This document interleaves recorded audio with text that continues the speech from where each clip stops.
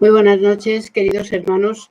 Sentimos este retraso en la emisión del programa de este sábado, y es que hemos tenido problemas técnicos con YouTube que por fin hemos solucionado. Entonces, sin más haceros esperar, iniciamos el que consideramos una hermosísima selección de 3 programas dedicados al Maestro Jesús. Lo que hemos titulado Encuentros con Jesús. Esta es la primera parte.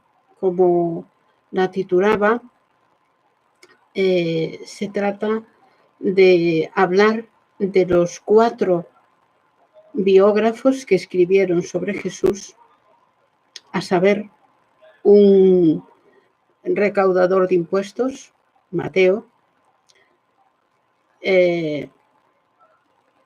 Marcos, un joven adolescente que acompañó a Paulo en uno de sus viajes por los pueblos gentiles a través de Asia.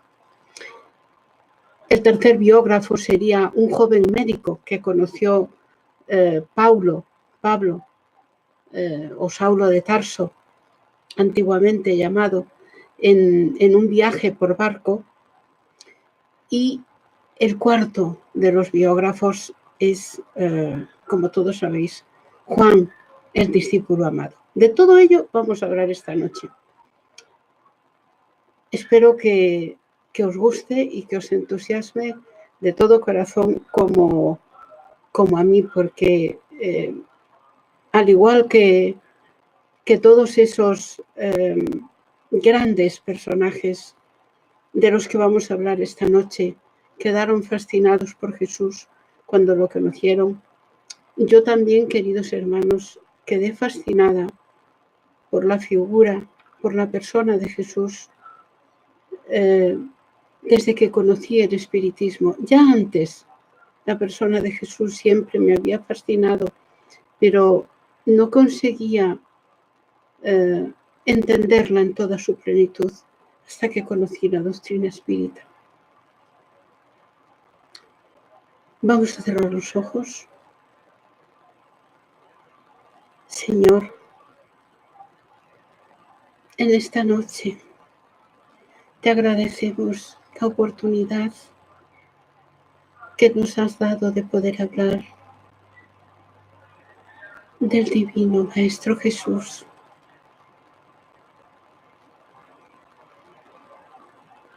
De nuestro amado hermano y de todos aquellos hermanos que a lo largo de la historia han tenido un encuentro con él. No esperamos hablar de todos, porque todos tenemos un encuentro con Jesús un día. Y los que no lo hemos tenido, lo tendremos. Te damos las gracias porque los problemas técnicos de esta noche se han solucionado. Y te pedimos la asistencia de los espíritus espíritas en esta noche.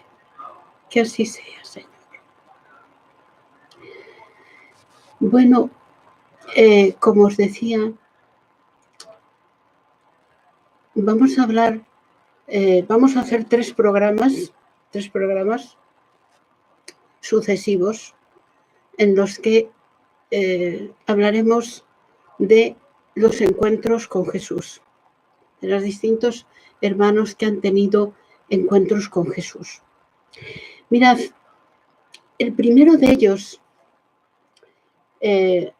quisiera empezar esta noche rememorando el año 1862, el 22 de enero de 1862.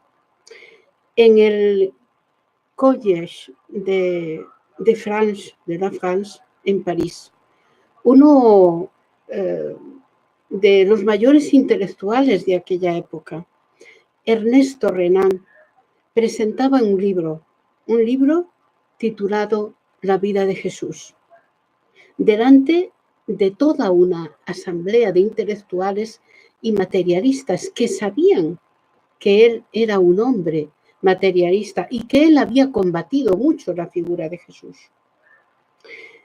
Y empieza el discurso aquella noche para presentar el libro La vida de Jesús, empieza diciendo: Jesús es un hombre incomparable. Mirad, el silencio general, el murmullo que allí se formó fue mucho. En una época en la que Jesús era considerado como un Dios, aún lo es hoy.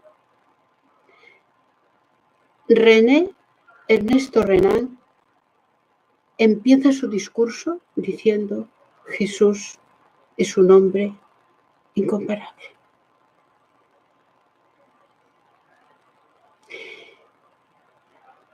Las religiones habían endiosado y dogmatizado a Jesús. Las religiones habían crucificado a Jesús en los dogmas eclesiásticos. Los teólogos fabricaron un Jesús que nunca existió. Pero, ¿cómo descubre Ernesto Renan al Jesús verdadero?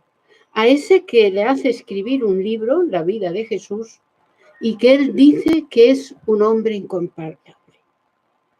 ¿Qué le hace descubrir a Ernesto Renan ese Jesús de verdad, ese hombre incomparable? Y es que Ernesto Renan tenía una hermana que cae enferma, y cae enferma de lo que se llama, lo que se conocía como en aquel entonces la peste blanca, que es una enfermedad pulmonar muy grave.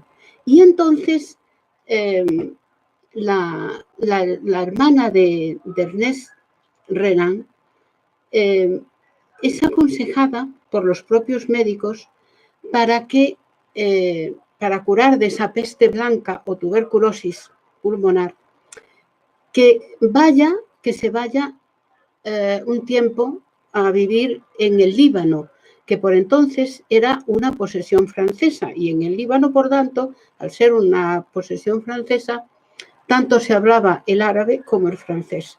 Y ella se va a vivir al Líbano, aconsejada por los médicos. Y allí se instala cerca de Baalbek, al margen del Gran Desierto, un lugar que se llama Baalbek, cerca del Gran Desierto. La aridez de aquella tierra y el sol propician para que ella se cure del pulmón. Estando allí, la hermana de Ernest Renan traba amistad con cristianos de esa región, que son unos cristianos desprovistos de todos los dogmas que había en Occidente. Son unos cristianos tal cual eran los antiguos, los primitivos cristianos, los primeros cristianos. Y entonces viaja además por todas aquellas regiones en donde Paulo estuvo fundando las distintas iglesias, incluso las visita, porque aunque algunas de ellas ya están hoy en ruinas, pues ella visita todo eso. Y todas aquellas lugares que visitó y todas frecuentar a los cristianos de ese lugar del Líbano, hace con que ella descubra un nuevo Jesús. Se dejó fascinar por Jesús, leyó los evangelios y todas las luces esperanzadoras y de esa ley de amor que emana de los evangelios, se dejó embriagar la hermana de Ernest Renan. Y le escribe una memorable carta a su hermano. Y le dice: tú conoces, tú combates a Jesús, pero tú nunca has leído a Jesús. Lees únicamente aquello que escriben los teólogos de Jesús. Jesús es un crucificado a un dogma por los teólogos. No, tú nunca tuviste oportunidad, hermano, de conocer al verdadero Jesús. No obstante, como eres profesor de hebraico y de lenguas antiguas, entre ellas el aramaico, que fue, ya lo veremos en lo que se escribieron esos evangelios, pues, ¿por qué no vienes y conoces por ti mismo, ves los textos escritos en aramaico sin intermediación ninguna? Y tú que él era profesor en la Sorbona de lenguas antiguas, entre ellos el hebreo, tendrás oportunidad de ver por ti mismo quién era el verdadero Jesús. Porque tú combates un Jesús que nunca existió. Es el Jesús que crearon las distintas religiones. Y Ernest Renan acepta el reto que le hace su hermana y se va a Líbano y allí conoce por sí mismo los textos antiguos, lee el Evangelio en aramaico y se da cuenta de que él no conocía a Jesús, tal y como decía su hermana, que él lo que conocía era el Jesús teológico, el Jesús elaborado por los continuadores de su doctrina, que por cierto le habían alterado todas las enseñanzas. El Jesús que él estaba descubriendo no tenía nada que ver. El Jesús que descubre ese profesor de hebreo, que es Ernest Renan, primero en hebreo y luego lo pasó a aramaico y luego a otras lenguas, no tenía nada que ver con el Jesús que él combatía en Francia, y con razón, porque era un Jesús que habían creado los teólogos. Pero claro, como todo, no estaban por la labor en aquellos tiempos. Y todo el París dogmático y católico cayó sobre él. El periódico del Mundo, que era de orientación católica, cayó sobre él y con él todo París. No era la primera vez que alguien que encontraba al verdadero Jesús tenía problemas en Francia o vamos a añadir en cualquier lugar del mundo. Cuando alguien encuentra al verdadero Jesús y lo proclama, empiezan los problemas. La Revolución Francesa, como sabéis, había empezado hacia 1789 y recordamos aquellas tres palabras que eran su base: libertad, igualdad y fraternidad. Incluso de esa Revolución Francesa del 1789 se dicta el primer Código de Derechos Humanos en 1791. Y había por esas épocas tres jóvenes, que aquellos que habéis leído la Codificación Espírita, sabéis que hay muchos mensajes, tanto de Lamennais como de Lacordaire. Bueno, pues entonces había tres jóvenes que eran filósofos y además dos de ellos religiosos.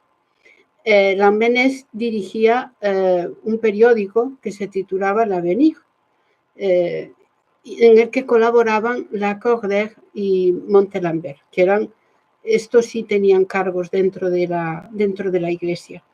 Y estos tres, inspirados en la libertad, en la igualdad y en la fraternidad, quisieron hablar con el Papa para proponerle que la Iglesia aceptase por lo menos la libertad de conciencia, es decir, la libertad religiosa, la libertad de creencia, la libertad de fe. Bueno, ellos fueron a Roma, que entonces estaba de Papa León XII, Y este era un hombre muy afable y les prometió estudiar el asunto y los invitó a volver en otra determinada época, de allí a un tiempo. Y bueno, los jóvenes volvieron para París y posteriormente volvieron a Roma cuando el Papa les había dicho. Pero claro, en aquellos tiempos no es como ahora. Uno va de Roma a París en un ver y no ver. Pero de aquella, claro, llevaba mucho tiempo. Y cuando ellos llegaron a Roma, se encontraron con que León XII había desencarnado y en la silla papal estaba Gregorio XVI. Gregorio XVI era una persona, pasó a la historia por ser un hombre muy temerario y muy poco prudente, y fue el que dictó la primera encíclica exigiendo el sometimiento de todos a la curia romana, para que os hagáis una idea, ¿no? Entonces, cuando llega a Roma, ellos estaban ansiosos por exponerle el problema al Papa. Y lo primero que se encuentran es que León XII había fallecido y se encuentran en su lugar a este otro hombre. Y ellos les concedieron 50 minutos nada más para hablar con el Papa. Pero antes de hablar con el Papa, con Gregorio XVI, lo estuvieron una hora esperando en la antesala y luego los pasaron a la sala palatina y allí 45 minutos los gastó el Papa para hablando de frivolidades y de cosas que no venían al caso, y solo les dejó 5 minutos para exponerle su idea de que la Iglesia admitiese la libertad de conciencia, la libertad religiosa. Y no hubo manera. Ellos no comprendían. 5 minutos les dejó para exponer nada más. Y para que no, fijaros a qué punto llegó la cosa, que les ofreció rape, que era una picadura, en una tabaquera, para que aspirasen el polvo directamente a los pulmones y se olvidasen de la libertad religiosa, que el Papa consideraba que lo de la libertad religiosa eso estaba muy bien para los filósofos, pero para el pueblo eso a él no le convenía, eso de la libertad religiosa, eso de eso ni hablar. Entonces, los jóvenes se volvieron para París y claro, como os digo, llevaba mucho tiempo llegar otra vez y ellos de camino iban tristes porque no comprendían cómo Jesús podía sentarse en esa silla papal y no se imaginaban al apóstol Pedro, que es al que se le atribuye que creó la dichosa silla, el cual en el momento de su crucifixión, sabéis que Pedro fue crucificado, pues pidió que se le crucificara cabeza abajo, pues él no merecía que le crucificaran en la misma posición que el Maestro Jesús. Ahora, y comparad esto con un papa que desfilaba como un rey y con toda la corte pontificia. No tenía nada que ver con su antecesor y entonces ellos por eso iban desesperados. Bueno, pero la desesperación no estaba haciendo más que empezar, porque en cuanto llegaron a París, ya antes de llegar a París, le comunicaron a Alain Menés que el periódico había sido ¿cómo se dice? Reprobado públicamente, tanto él como su periódico. Esto eran los preludios, porque cuando llega a París, a la Menés lo encarcelan y el periódico se cierra.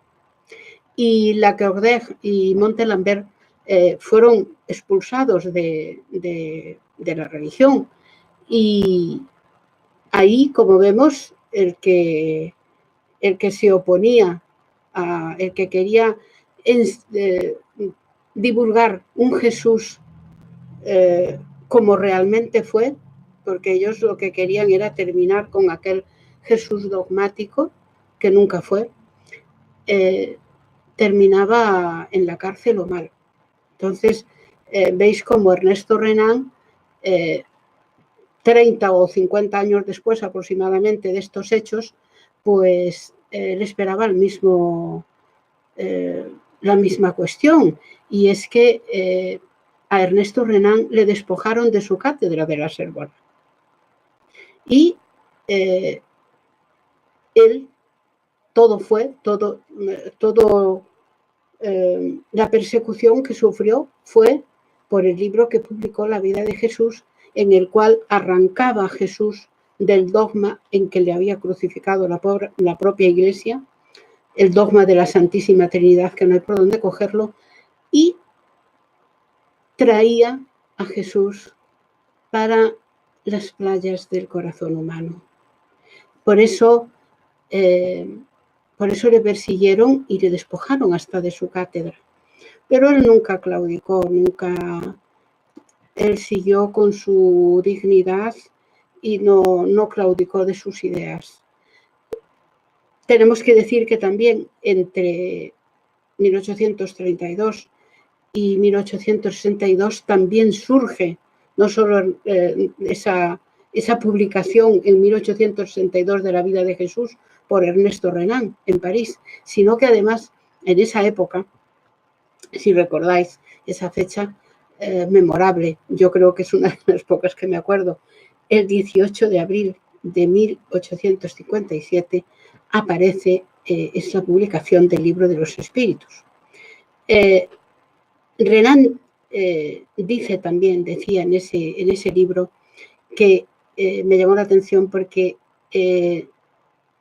dice que Jesús es un hombre tan grande que no cupo en la historia de los hombres. Todos los personajes de la historia nacen en la historia y con la historia mueren. Jesús no.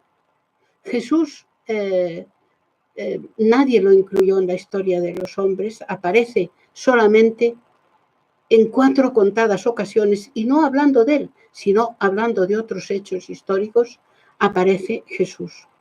Y sin embargo, a pesar de que la historia de sus épocas no lo recogió, sin embargo, se hace cada vez más grande. Tenemos que decir que, como diría Hannah Ward, psicoanalista alemana, decía que Jesús siempre estaba de moda. La cultura hippie en Europa buscaba en la flor y en el amor, buscaban a través del sexo desvariado. Los hippies verían en Jesús el modelo. Así lo plasmaran en aquella película. No sé si recordáis, yo tendría aproximadamente 10 o 11 años cuando estrenaron la película Jesucristo Superstar. Bueno, era una película en la cual ellos ensalzaban la figura de Jesús a su modo, pero bueno. Luego es Roberto Bertolucci, un director de cine italiano, que también hace una película que se titulaba La última tentación de Jesús, la cual el pobre hombre poco afortunado se basa en un libro de un griego que intentó demostrar que Jesús se perturbó por la pasión de María de Magdalena.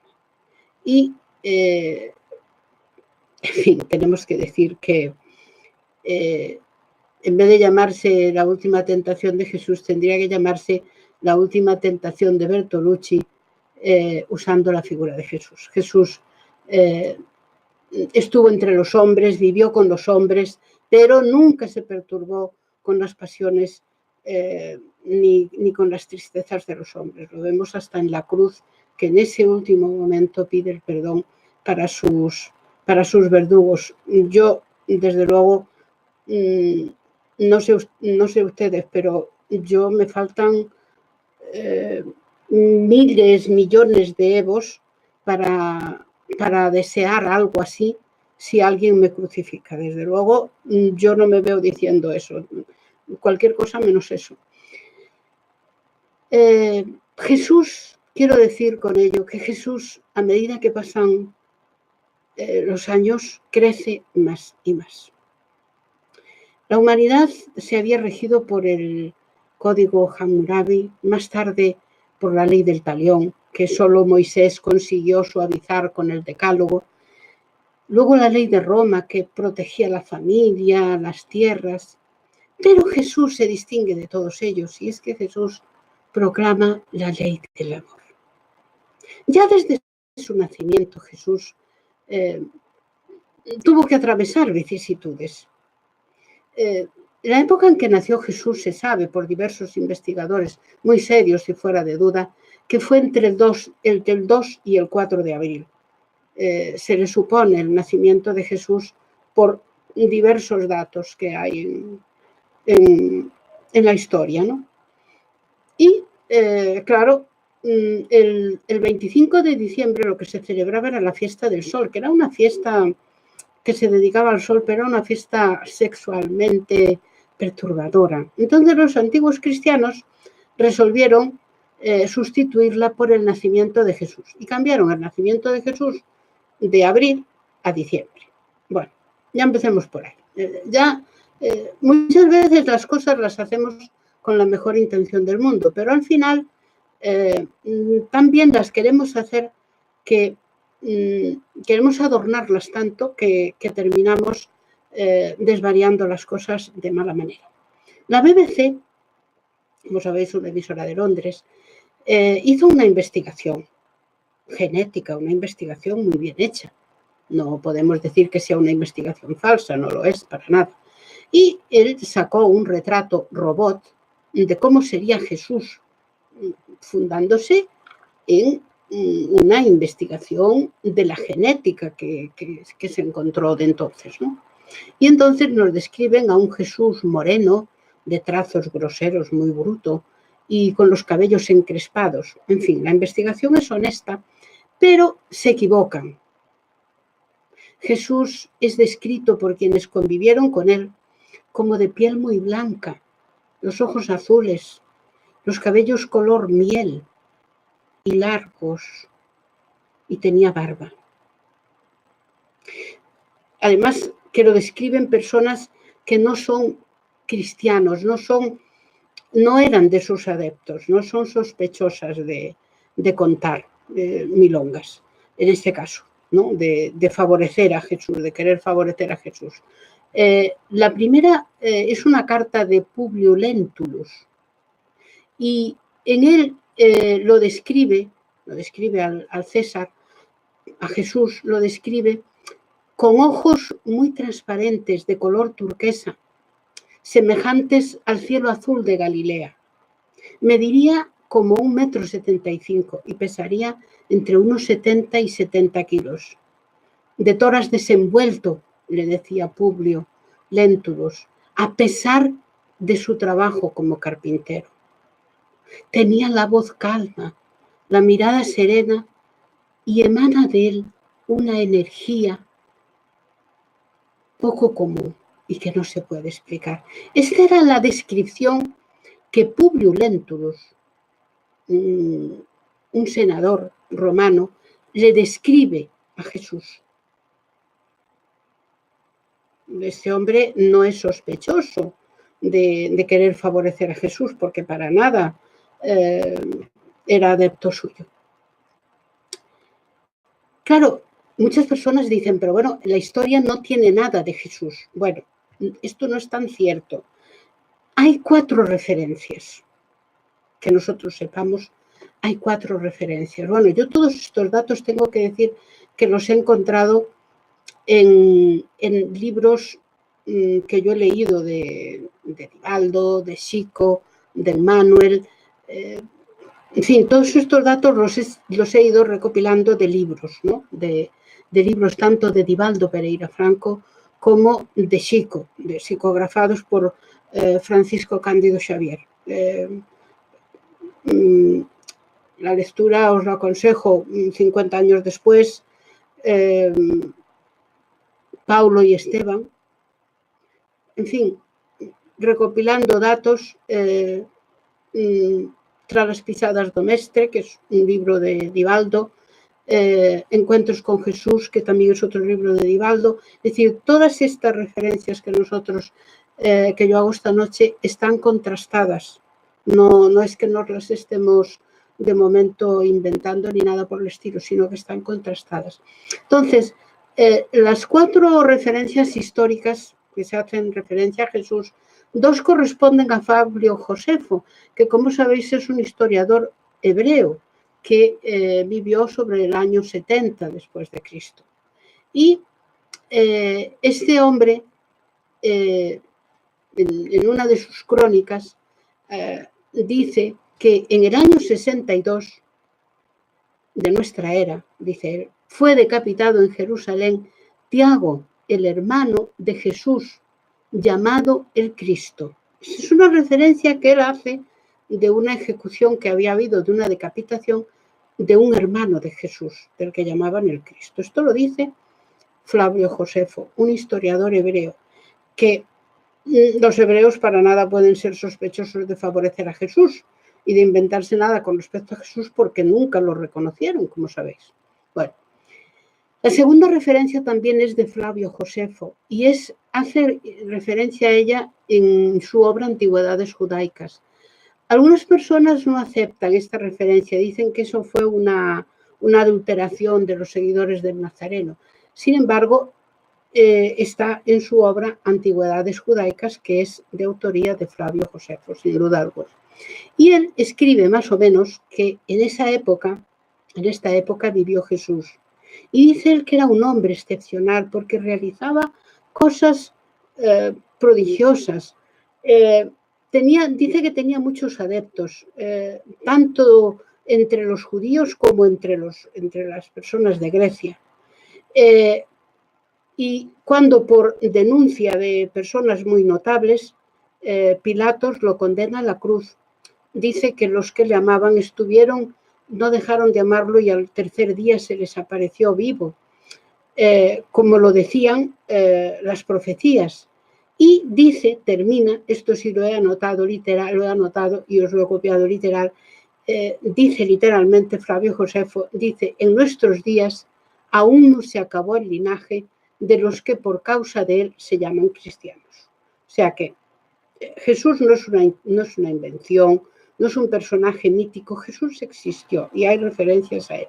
Luego, la tercera referencia histórica corresponde a un historiador romano, no sé si habréis oído hablar de él, se llama Tácito, y en su obra Anéis, escrito en el siglo II,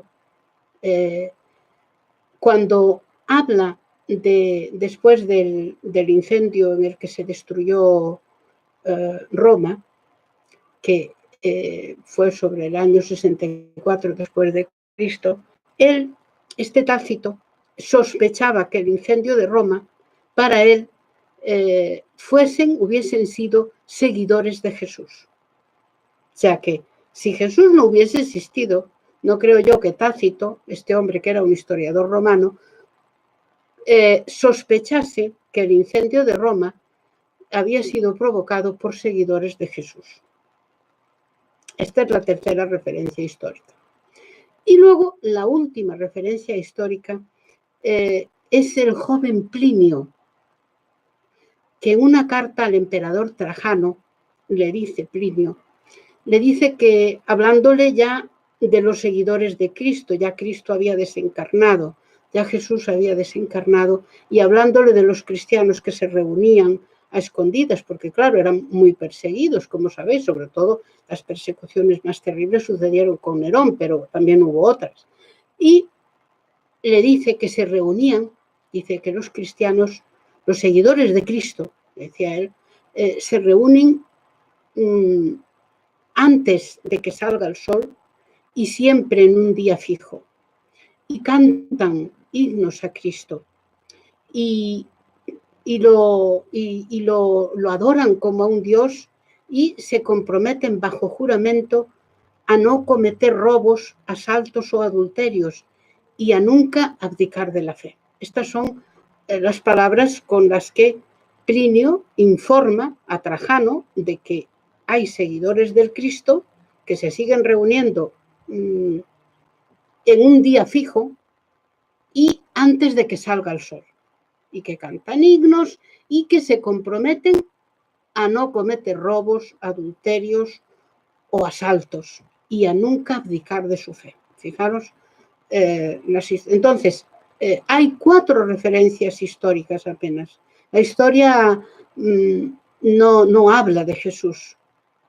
Solo hay esas 4 referencias que es hablando de otras cosas, es se llegó a conocimiento de esto hablando buscando, ¿no? Hubo que buscar mucho para encontrar estas 4 referencias. La historia está llena de hombres terribles, muchos de ellos. Los libros de historia nos hablan a veces de hombres terribles y despiadados, de conquistadores sanguinarios, como el mismo Nerón, ese monstruo que era hijo de Agripina y que mandó matar a su propio hermano, como sabéis, y a su madre. Este hombre persiguió a los cristianos como nadie. Entonces no era de extrañar que los cristianos, los antiguos cristianos, tuviesen miedo. Fueron muy perseguidos y hasta después de aproximadamente 300 años después de Nerón, no se publica el edicto que prohibía las persecuciones, pero no creáis que eso ayudó a la figura de Cristo. El prohibir las persecuciones ayudó a los cristianos, pero no a la figura de Cristo, porque la figura de Cristo ya después nadie hablaba de ella, porque los que vivían 300 y pico años después, ya los que nacían no habían oído hablar de él, no había persecuciones, no había nada, entonces la figura de Jesús quedó ahí como la existencia del Nazareno, quedó como un mito, como una superstición o como una fantasía para ponerla a los dogmas. Más tarde dogmatizar la figura de Cristo, que fue lo que sucedió. No sé si hubiese sido mejor que hubiesen seguido persiguiendo a los cristianos que no cayese en el olvido la figura de Jesús. No lo sé, en todo caso fue así. Nosotros contamos cómo han sido las cosas. Muchas veces nos han preguntado, a mí concretamente, me han preguntado muchas personas por los evangelios apócrifos. ¿Cuáles son los verdaderos? Hay 2 que están aceptados por las iglesias. Y estos son los canónicos y los deuterocanónicos. ¿Cuáles son los canónicos? Pues son unos que San Jerónimo eligió, porque el Papa Dámaso I le dijo a San Jerónimo que eligiese unos. Y la verdad eligió esos 4 que conocemos hoy, el de San Mateo, el de Marcos, el de Lucas y el de Juan. Y más tarde aparecieron las cartas de Paulo, las de Pedro y el Apocalipsis, y fueron los que se le llamó considerados verdaderos también y se les llamó deuterocanónicos. ¿Qué pasó con los otros? Hombre, a ver, en cuanto que se les llama apócrifos, es que no son verdaderos, pero no son verdaderos por eso que os acabo de decir, porque hubo algunos que eligieron y otros no. Al parecer han tenido ocasión personas de investigar y de ver eso, muchas copias que aparecieron y algunas estaban groseramente alteradas. Y más recientemente incluso aparece un 5.º evangelio que es el de Tomé. Nosotros los espíritas estamos un poco al margen de esa cuestión y en todo caso el espiritismo, los espíritus superiores que dictaron y contestaron a las preguntas de Allan Kardec apoyaron los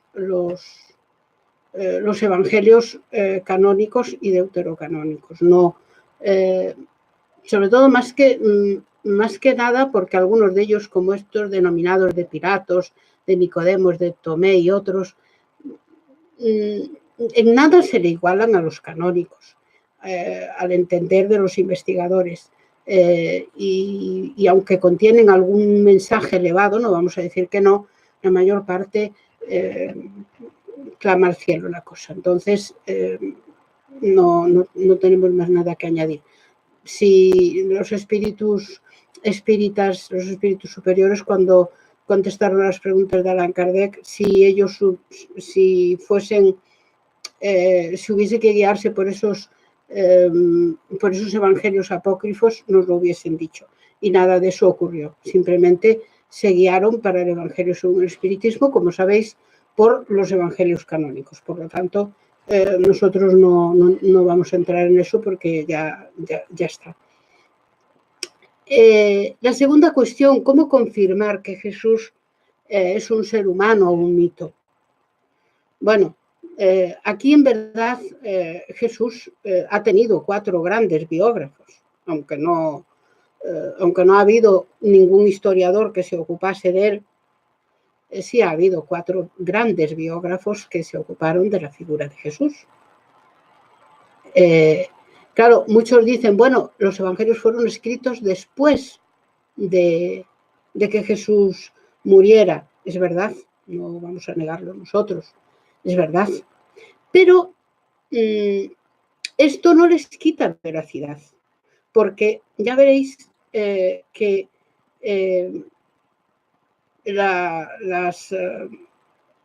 esos evangelios, por la forma que tenía de enseñar Jesús, era muy fácil recordarlo. Era muy fácil recordar lo que decían, porque él, ya lo veremos más adelante, utilizaba una técnica muy fácil de recordar, muy fácil. Llamad y se os abrirá. Pedid y se os dará. Es decir, utilizaba unas reglas mnemotécnicas con las cuales era muy fácil, y las parábolas, recordarse. Entonces, y lo recordaban quienes lo contaron, quienes vivieron con él. Entonces, el primero de los evangelios, la primera biografía de Jesús, surge porque un joven rabino, Saulo de Tarso, que luego sería llamado Pablo, después de aparecérsele Jesús a las puertas de Damasco, como sabéis, salió a pregonar el mensaje de la buena nueva a los pueblos gentiles. Pero claro, este hombre ya en el primer concilio de Jerusalén, que se había convocado un concilio entre los moradores del camino, sobre si se adoptaba o no la circuncisión, porque Mateo era muy proclive a eso, porque él era judío, claro. Y él propuso, Pablo propuso que se adoptase la propuesta de Jesús, que era exponerse divulgando el evangelio y difundiendo a todas las gentes. Y ahí fue cuando la buena nueva salió de aquel burgo de la Palestina para alcanzar al mundo entero de entonces, a las cercanías. Y ahí fue cuando aquel judío grecorromano, nacido en Tarso, en una ciudad griega y luego romana, donde aprendió griego y latín.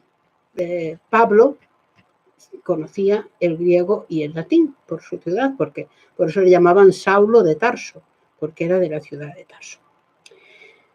La primera biografía de Jesús, entonces, surge en Cafarnaúm y surge con Mateo, un testigo ocular de todo lo ocurrido. ¿Por qué decimos esto? Mateo era un testigo de primera mano.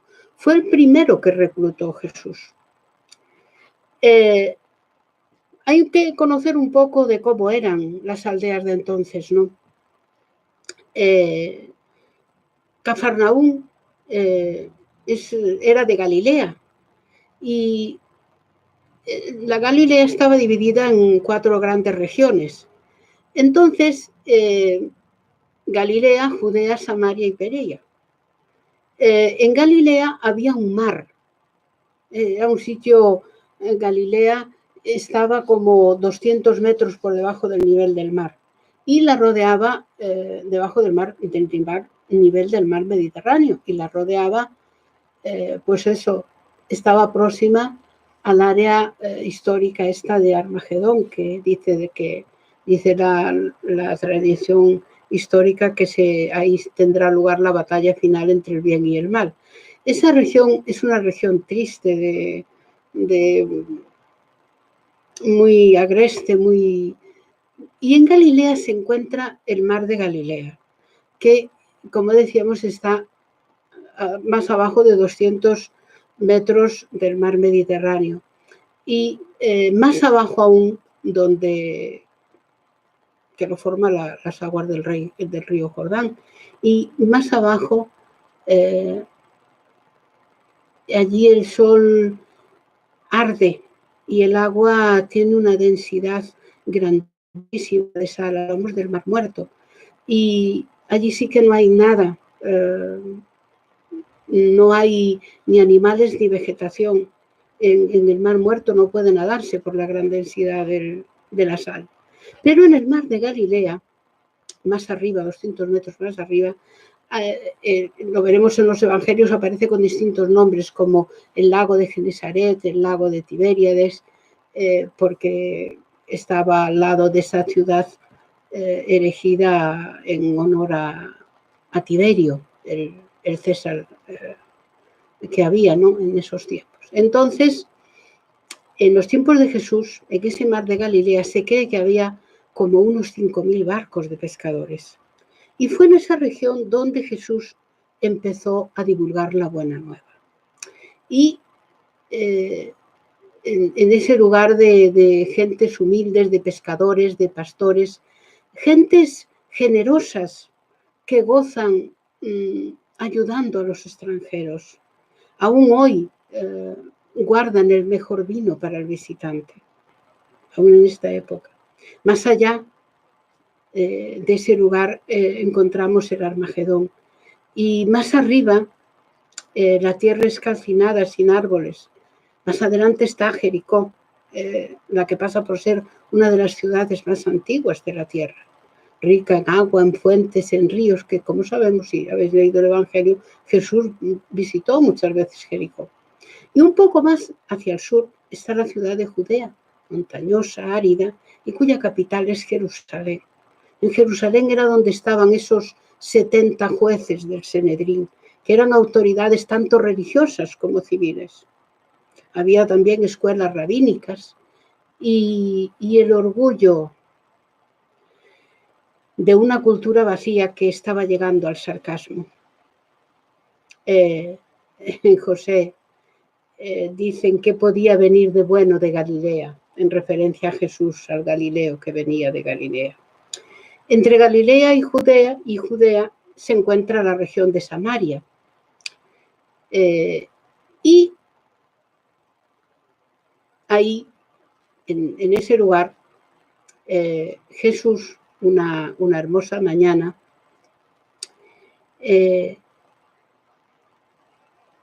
visita a Mateo, que Mateo era cobrador de impuestos. Yo no sé si vosotros sabéis algo de esto, pero os diré que Roma, los romanos, cuando conquistaban alguna ciudad, ellos no cobraban los impuestos. Ellos subastaban los impuestos y se peleaban los lugareños conquistados, se peleaban, los ciudadanos conquistados, se disputaban el puesto de cobrador de impuestos. Eran los publicanos, los llamados publicanos, lo veréis en los evangelios, que aparecen como publicanos. Y ellos podían pedir lo que les diese la gana y podían hacer lo que les diese la gana para cobrar los impuestos. Entonces, imaginaros si eran odiados los cobradores de impuestos. Mateo era un cobrador de impuestos. Y Jesús le invita a dejarlo todo y a seguirle. Y lo siguió por todas las prédicas alrededor del mar de Galilea.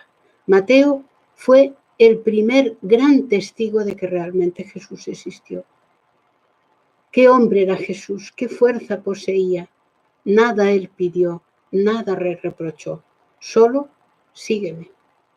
A Mateo no le reprochó nada y era un cobrador de impuestos. Y le dijo, sígueme.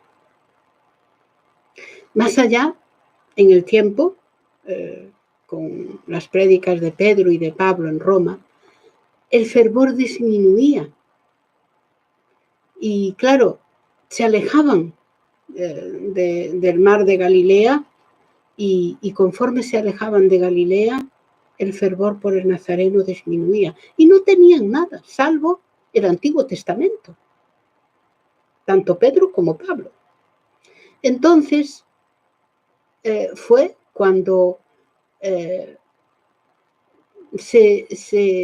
pidieron a Mateo que escribiese sus memorias al respecto de Jesús. Y Mateo, como era relativamente culto en la época, era un colector de impuestos y él estaba preparado, escribió el relato de sus evangelios en aramaico. Y así surgió su evangelio, que es el primer relato serio al respecto de la vida del Maestro Jesús. El evangelio de Mateo narra la vida de Jesús, la vida hebraica de Jesús, y fue escrito entre unos 50 o 60 años después de la muerte del Maestro, y basado en la tradición judía de Moisés y con la ley del amor propuesta por Jesús. No era difícil, la pedagogía de Jesús, como os dije antes, era muy buena. Él, buscad primero el reino de los cielos y su justicia, proponía algo, y todo lo demás os será concedido. La conclusión: llamad y se os abrirá.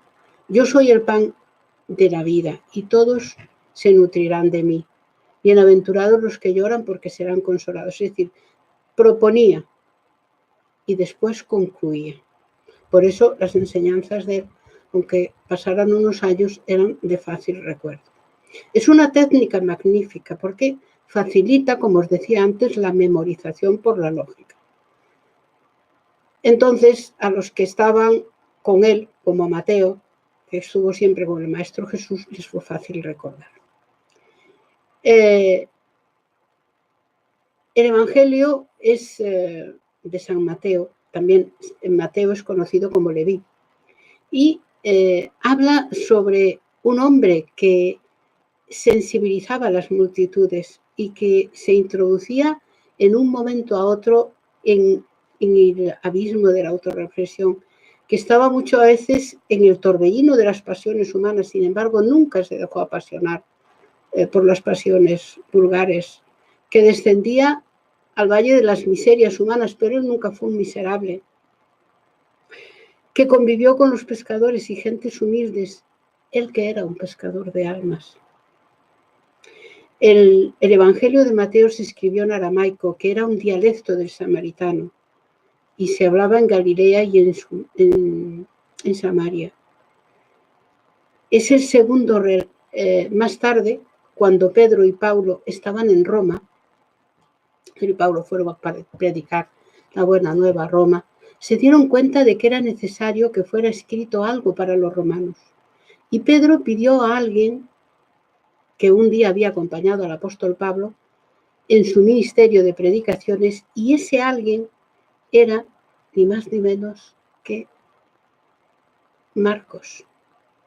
Y es que Marcos era hijo de María de Jerusalén, una de las mujeres. ¿No veis en los Vía Crucis que hay unas mujeres que siempre van acompañando a Jesús? Primero está la Verónica, ¿no? que con su pañuelo le seca el sudor y la sangre a Jesús. Y después están esas mujeres que acompañan siempre a Jesús. Pues una de esas mujeres, María de Jerusalén, era la madre de Marcos. Y esas mujeres nunca abandonan a Jesús. Esas mujeres y Juan, el discípulo amado, lo siguieron hasta el momento de su muerte. Entre esas mujeres estaba María Marcos de Jerusalén, que era una viuda, y de aquella no existían apellidos. Era Simón bar Jonás, es decir, Simón hijo de Jonás, María de Magdala, María de Betania, que era la hermana de Lázaro, María de Nazaret, que era la madre de Jesús. Es decir, no había apellidos como ahora, sino que se designaba de otra manera. María Marcos, que era María de Jerusalén, fue donde se fueron a refugiar todos los apóstoles y los seguidores de Jesús, porque tenían miedo, estaban siendo buscados. Jesús había muerto, ellos estaban desesperados. Y había también entre esas mujeres una tal Joana, que era la esposa de Cusa. Muchos de ellos habéis oído hablar de ella. Es la mentora de Divaldo Pereira Franco, Joana de Ángelis, que en aquellas épocas era la esposa de Cusa, un alto funcionario del tetrarca que había en la Galilea. Esas mujeres acompañaron a Jesús hasta la cruz. Y esa mujer, María de Jerusalén, era la madre de Juan Marcos, que creció oyendo a su madre hablar de Jesús. Y después, cuando tenía aproximadamente 12 años, se fue con el apóstol Pablo y con su tío Bernabé, porque María de Jerusalén era hermana de Bernabé. Entonces se fue con Pablo y con Bernabé, con solo 12 años. Y allí se le hacía muy difícil, las luchas intensas. Estaba harto Marcos y entonces pidió volverse para su casa. Y Pablo le dijo, bueno, no te olvides que Jesús quiere que su mensaje encuentre más amplios horizontes. No obstante, hay que implantar en nuestros hermanos la palabra de Jesús sin violencia nunca contra su propia conciencia. Parecen proféticas, ¿no?, las palabras de Pablo, porque Marcos volvió para Jerusalén, siguió siendo cristiano y allí recibió una carta que le envió Pedro en la que le pedía que escribiese el tercer evangelio que llegó a nosotros como el evangelio de Marcos. ¿Cómo escribió Marcos el evangelio si él no conoció a Jesús? Pero él se fue a Éfeso, allí habló con Juan, habló con María de Nazaret, la madre de Jesús, habló con su madre le contó muchas cosas. María de Magdala, la pecadora, también le contó cómo había sido su conversión. Y Marcos compone un evangelio deslumbrante, descubriendo así la faceta de Jesús como medium de Dios. El evangelio de Marcos, el tercer evangelio, es un evangelio en el que descubre a Jesús como el medium de Dios en la tierra. Él lo que quería mostrarles a los romanos que estaban deslumbrados por los dioses del Olimpo es que Jesús hacía cosas más maravillosas aún que los dioses del Olimpo. Y ahí es cuando Marcos escribe ese evangelio tercero. Bueno, el tercero de los evangelios, fue escrito por el joven médico Lucas, que también era un joven discípulo de Pablo, del antiguo Saulo de Tarso. Y es que en un barco que iba por el Mediterráneo, cuando Pablo estaba esparciendo la buena nueva por los pueblos gentiles, él estaba en un barco. Lucas era médico y era un joven que acababa medicina y escuchó la prédica de Pablo y se quedó fascinado por él y abandonó su posición de médico, se enrolló en un barco mercantil para poder estar cerca de Pablo. Lucas, el médico, se volvió discípulo de Pablo y Pablo, por su vez, lo era de Jesús. A Lucas debemos la denominación de cristianos, porque él un día estaba hablando con Pablo y de repente le dijo, oye, nosotros somos seguidores de Jesús y Él es el Cristo, ¿no? Pues entonces nosotros somos cristianos. Y a Pablo pues le pareció bien, dice, pues sí, también. Este era así de, tal vez, creo que Lucas era el mejor formado de todos, él y Pablo, aunque Pablo no fue directamente discípulo de Jesús, no era un apóstol, tampoco Lucas, pero eran los mejor formados culturalmente. Lucas era médico, como os digo. Y entonces los seguidores de Jesús no se llamaban cristianos, se llamaban los hombres del camino. ¿Por qué? Porque ellos vivían por los caminos y predicaban en las encrucijadas de las ciudades. Entonces les llamaban los hombres del camino. Un día Pablo le dijo esto, ¿no? Que hablando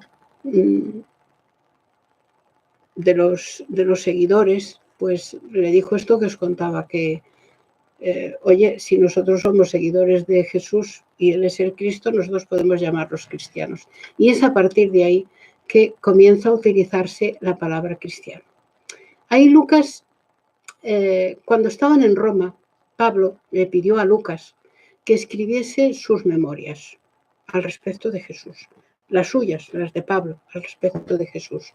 Para hacerlo, viajó a Éfeso, que era donde vivía Juan, y María, ya la madre de Jesús entonces, no estaba en Jerusalén, con María de Jerusalén, ya se había trasladado a Éfeso con Juan, el discípulo amado.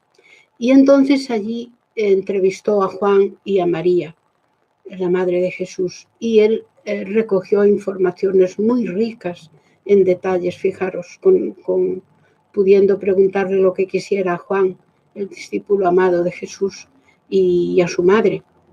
Y Lucas no conoció a Jesús, pero cuando siguió a Pablo, Jesús ya había desencarnado y le contó Pablo su encuentro con Jesús en Damasco, a las puertas de Damasco, cuando lo derribó del caballo. Y en otros lugares también había tenido encuentros. Entonces, ahí Lucas escribió entonces el más bello evangelio que nosotros podamos imaginar de ese hombre incomparable que vio Ernesto Renan en Jesús. El Evangelio de Lucas es la biografía de Jesús desde el punto de vista de un científico, porque él examina el Cristo que hacía curaciones de enfermedades tremendas. Y él describía la enfermedad, porque como médico que era, describía la enfermedad y hablaba de la terapéutica que había empleado Jesús.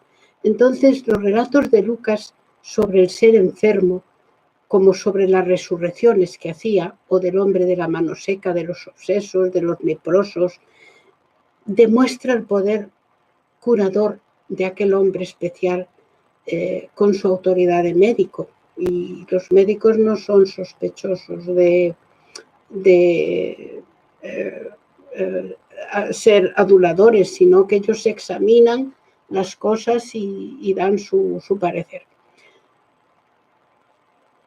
El Evangelio de Lucas es un poema no solo a la belleza literaria, queridos hermanos, sino también un análisis terapéutico del que se utilizaba, narrado desde su óptica de médico, que no teje elogios, que no está con adulaciones, sino que narra lo que él sabe de esa enfermedad y cómo lo curó Jesús. Una de las historias que nos impresiona muchísimo es aquella historia de la mujer que tenía hemorragias. Es fascinante la historia de la mujer que tenía hemorragias, ¿no? Había una gran multitud y entonces estaba Pedro al lado de Jesús y había una mujer que estaba dando la lata desde hacía tiempo venga que quería que la curase Jesús, y tanto enfadó a los apóstoles que no hicieron caso de ella, y Jesús no podía entrar porque él no entraba nunca en las pasiones y en las iras humanas. Entonces, Pedro estaba siempre a su lado para protegerlo. Pedro era un hombre bruto, no era culto, pero era un hombre acostumbrado a las luchas, y yo creo que yo me imagino a Pedro, pues eso, como dice Divaldo, como siendo un guardajurado, ¿no? Un guardaespaldas de Jesús, porque Jesús, a pesar de su elegancia y su apariencia grandiosa, daba idea de fragilidad. Sin embargo, Pedro estaba ahí siempre a su lado como para protegerlo, ¿no? Ahí cuando, si recordáis, en el huerto, cuando estaba orando y aparecieron los soldados romanos, Pedro lo primero que hace es desenvainar la espada para proteger a Jesús. Es decir, se ve en muchos relatos de los evangelios que Pedro era el protector de Jesús, era como su guardaespaldas, ¿no? Y entonces, en un momento dado, Jesús le dice a Pedro, oye, Simón, alguien me tocó. ¿Y quién me tocó? Y le dice Pedro, dice, bueno, ¿cómo voy a saber quién te tocó en toda esta multitud? Ya medio mosqueado, ¿no? Y dice, no, pues, y Jesús volvió a decir, Simón, alguien me tocó porque yo sentí desprender de mi virtud. Y se puso que normalidad de hombre, pero ¿quién? Yo qué sé quién te tocó. ¿Quién voy a saber? Él ya sabía que era la señora aquella que llevaba largo rato diciendo que quería tocar a Jesús para que la sanase. Y entonces contesta aquella mujer y dice, fui yo, Señor, que era una mujer sirio-fenicia, y como extranjera que era detestada porque era gentil, y entonces eso ya no les valía. Y dice, fui yo, después de haber estado en muchísimos médicos y de haber sido desahuciada por todo, oyendo hablar de ti, vine para que me tocases, porque yo sabía que en tocándome tú, yo sanaba. Y la mujer añadió, Señor, en la casa de los ricos la comida es abundante y los perros están lamiendo las migajas, pues en ese plan vine yo. Yo vine para que a ver si me tocaba alguna migaja. Y Jesús, ante aquella manifestación de la mujer de humildad, cuando le dice, mujer, tu fe te ha salvado. Dice, aún no encontré entre los hijos de Israel, que eran los elegidos, una fe tan noble como la tuya. Ve en paz, hija, estás curada. Pero, ¿por qué la fe la salvó? Porque diréis vosotros, bueno, mucha gente que está mala quiere ser curada. Ahí está el error. No siempre los que están enfermos desean ser curados, en el fondo, porque todo el mundo les cuida, dejan de estar pendiente de ellos. Entonces, en el fondo del corazón no desean ser curados. Desean seguir no haciendo nada, ser cuidados por todos, y todos les sirven, y esto es lo que quieren. Y Jesús sabía esto. Muchas veces lo dijo de otra manera. Dice, no os preocupéis por el día de mañana, que cada día traerá sus propias aflicciones. ¿Qué estaba haciendo? Curando a los ansiosos. Era una terapia para la ansiedad. Claro. Una vez Jesús curó a un ciego de nacimiento. Y entonces los fariseos lo supieron. Y los fariseos eran unos hipócritas de cuidado. Ya les llamaba sepulcros blanqueados, imaginaos. Tenían un arte para inventar mentiras y dar la vuelta a la verdad y que valiese la mentira de ellos, que era increíble. Y entonces ellos supieron de la curación del niño, del muchacho que era ciego de nacimiento. Y dijeron, pues a saber si era ciego. Bueno, empezaron por ahí, ¿no? Entonces fueron a preguntarle a los padres, y los padres ya estaban cansados, le dijeron, mira, verás, nuestro hijo nació ciego y ahora lo curó Jesús de Nazaret, no sabemos más. Y los fariseos le dicen, oye, ¿y si hubiese sido Satanás? Porque eso más bien parece obra de Satanás. Y dice, mira, nuestro hijo es un adulto, pregúntale a él a ver quién le curó. Y fueron junto al hijo y él les dijo que sí, que era ciego de nacimiento y que le había curado el Mesías nazareno. Y le dijo, ¿y no sería Satanás el que te curó? Y el joven les dio una contestación que los dejó secos, claro. Dijo, si fue Satanás o no, no lo sé. Lo que sé es que era ciego y ahora veo. Y a mí es lo único que me interesa. Y ya ahí no pudieron decirle nada.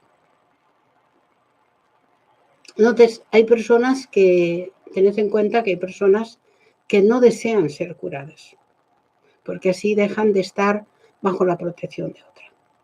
Y la cuarta biografía, ya es la última, es el Evangelio, el cuarto biógrafo de Jesús es Juan, el que conocemos como el evangelista, el discípulo amado.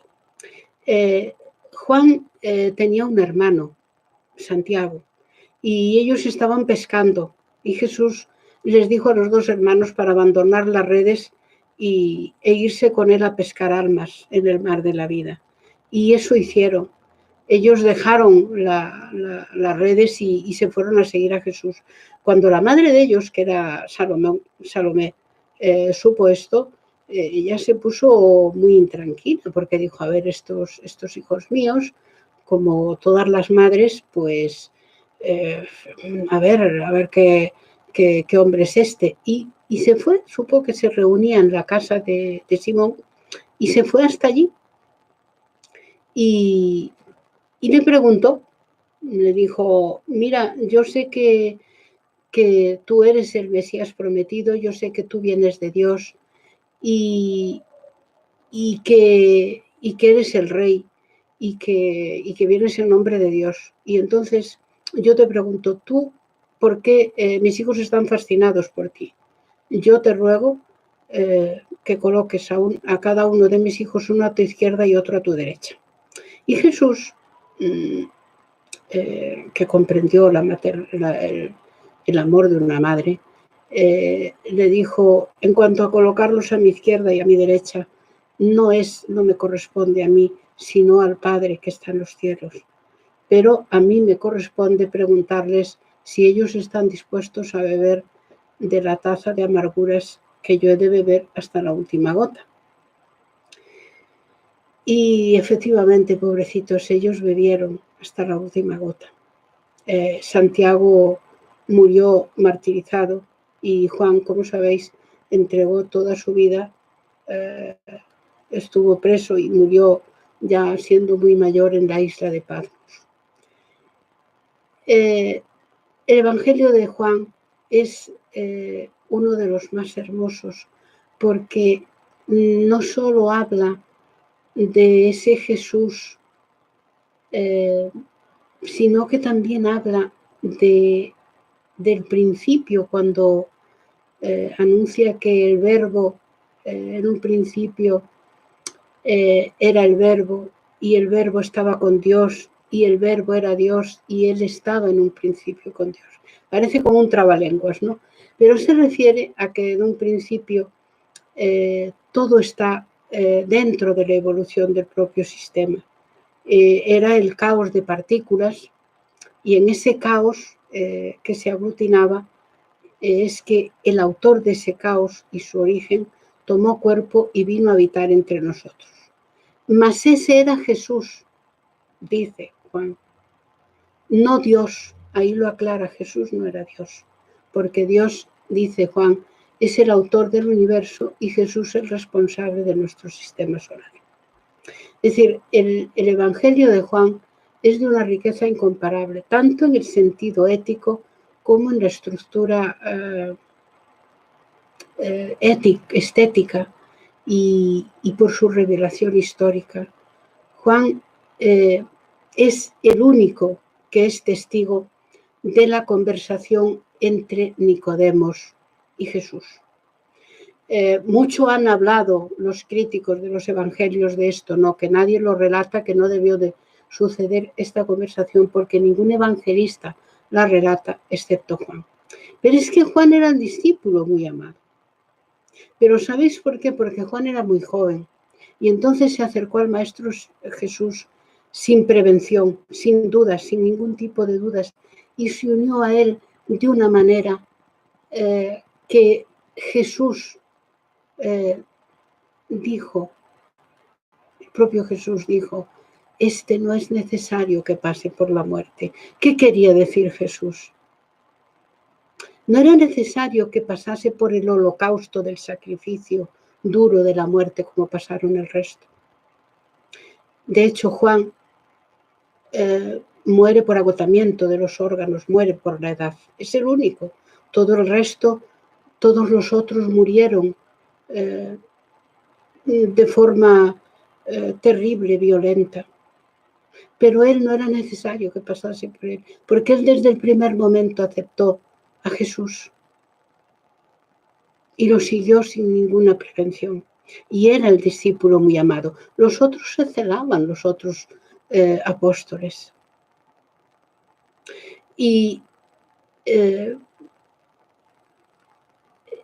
el único que relata la conversación de Nicodemos con Jesús. ¿Y por qué? Mirad, Nicodemos era uno de los jueces que formaban parte del Sanedrín.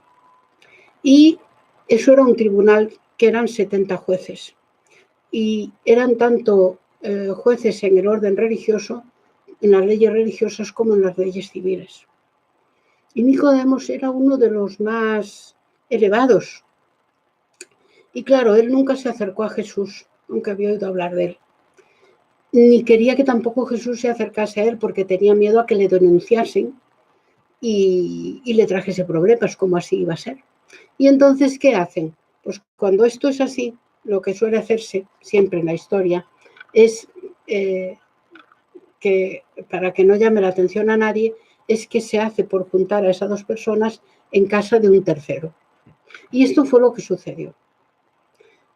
A todas luces creemos que, incluso Divaldo habla de ello, dice que una entidad con la que él hablaba muchas veces, una entidad espiritual, le preguntó que si era raro esto y le dijo él que no era raro entonces que una persona tuviese miedo, claro. Y entonces por eso para juntarlos, los juntaron en casa de un tercer intermediario, para que no pudiesen denunciar a Nicodemos ni nada. Y Juan fue con él y se quedó con él, se quedó vigilando en la puerta, seguramente, para que no los molestase nadie. Y él desde fuera oyó preguntar a Nicodemos, le preguntó a Jesús, Maestro, yo sé que tú vienes de Dios. Nadie hace lo que tú haces si Dios no está con él. Yo quisiera preguntarte, ¿qué es lo que alguien tiene que hacer para entrar en el reino de los cielos? Y Jesús le contestó, fue cuando le dijo, en verdad te digo que es necesario nacer de nuevo para entrar en el reino de los cielos. Y claro, Nicodemos era doctor en la ley y se sobresaltó, él sabía lo que significaba aquello que le acababa de decir Jesús. Y entonces le vuelvo a preguntar, ¿y cómo es posible que un hombre siendo viejo entre nuevamente en el vientre de una mujer para nacer de nuevo? Y Jesús le dice, ¿y tú eres doctor de la ley e ignoras esto?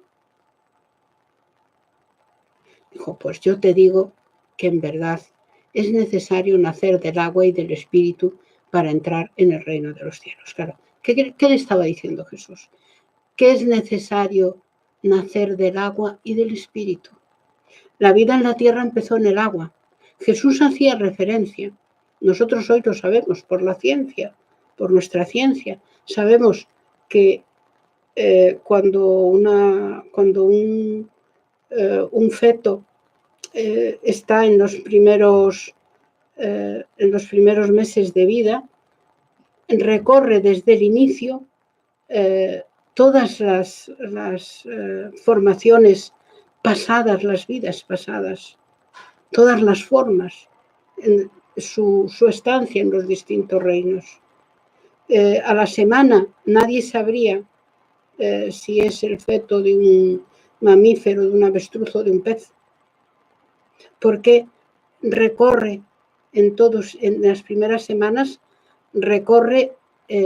pasa por las formas de todos los reinos, es decir, la vida en la tierra empezó en el agua. Entonces, ese ser reencarnante se miniaturiza y pasa por todas las formas que pasó como espíritu hasta llegar a hombre. Y ahí, a partir de ahí, empieza ya a formar su cuerpo que utilizará en esa reencarnación. Pero eso lo sabemos ahora, pero claro, de aquella no tenía cómo explicar de otra manera. Es necesario nacer del agua y del espíritu para entrar en el reino de los cielos. Necesario, ahí estaba enunciando la ley de la reencarnación. Y los demás no sabían nada de esto porque ellos no pudieron presenciar sol. Nadie estaría en esa conversación y Divaldo está convencido de que Juan sí estaba, el discípulo amado, sí estaba en esa conversación o la escuchó. En cuanto al Apocalipsis, muchas personas se extrañan. El Apocalipsis fue escrito por Juan y creen que es una narración del fin del mundo. No van las cosas por ahí. El Apocalipsis es un relato de acontecimientos futuros, de convulsiones sociales, de tormentos, de guerras, de enfermedades degenerativas y no de un momento del final de todo. No, se equivocan. No es el fin del mundo. Durante la Guerra de los 6 días, como sabéis, entre Israel y los judíos, cuando el precio del petróleo alcanzó los precios más altos, alguien sugirió que el caballero negro que aparecía en el Apocalipsis podía tratarse del petróleo. Nosotros no vamos a entrar en eso, pero ahí lo dejamos, ¿no? El famoso caballero amarillo que aparece en el Apocalipsis muy bien pudiera ser la peste negra o el VHI, el virus. Podría ser el caballero amarillo. Juan describe unos hechos históricos y ahí nos lo presenta en el Apocalipsis. Decían muchas personas, otra cuestión es que hablaban, hay quien dijo que Jesús siempre estaba triste. No, para nada. Jesús, su presencia, decían, podemos leer en una carta que alguien escribe al César, su presencia irradiaba paz y belleza. Cuando él nos dice, he aquí que os traigo buenas noticias de alegría. Esto lo describen sus propios discípulos. Alguien que tiene depresión, que está triste, no dice aquí que os traigo noticias de alegría. Para nada. Alguien que está triste no podría hablar de esta manera. La doctora Hannah Wolf, esa célebre psicoanalista, nos dice Divaldo que esta mujer decía que para entender bien a Jesús es necesario sumergirse en la psicología profunda. Entonces, hay personas que entienden a Jesús mal. Creen que para entrar en el reino de los cielos hay que sufrir. Y no es así como se entra en el reino de los cielos. Se entra en el reino de los cielos abandonando nuestra propia inferioridad y trabajando nuestra propia autoiluminación. Y eso es posible, liberándonos de ese masoquismo de los tímidos que se expresan diciendo que es necesario sufrir para entrar en el reino de los cielos. En modo alguno. Esto no está en los evangelios, es una fantasía medieval. No es necesario sufrir para entrar en el reino de los cielos. Es necesario ser mejor cada día. Esta es la propuesta del espiritismo y del cristianismo y de Jesús. Los 4 narradores son prueba fundamental de la vida y la presencia de ese hombre incomparable que fue Jesús en el planeta terrestre. Es verdad que los historiadores no hacen gran mención a él, pero ni falta que hace. Estos cuatro biógrafos nos dan una visión bastante exacta de lo que fue Jesús. Incluso cuando fueron encontrados los pergaminos en el Mar Muerto, en el Qumrán, en la región de los Esenios, allí había documentos probatorios en muchos trozos que eran narraciones bíblicas y por extensión parte de los textos evangélicos de Jesús. Es decir, no hay duda de que Jesús existió. Y Jesús es un psicoterapeuta que entra en la intimidad de cada uno de nosotros y nos ayuda a ser más felices, a ser mejores y a vivir en paz y en serenidad. No nos pide que estemos tristes, al contrario, que estemos alegres. Son las 23:46. Bueno, las 00:46 peninsulares. Aquí es una hora menos. Os dejo hasta el próximo sábado, en el cual seguiremos con la segunda parte de Encuentros con Jesús. El próximo día hablaremos de muchos más temas en torno al Maestro Jesús, que espero que os gusten y que os haya gustado el presente programa. Sentimos que hayamos tenido que empezar tan tarde, pero bueno, ahora hemos estado más tiempo. Y os espero el próximo sábado para seguir con Encuentros de Jesús, con la segunda parte. Pasadlo bien y lo que queda de fin de semana, sed lo más feliz que podáis. Abrazos a vuestro corazón.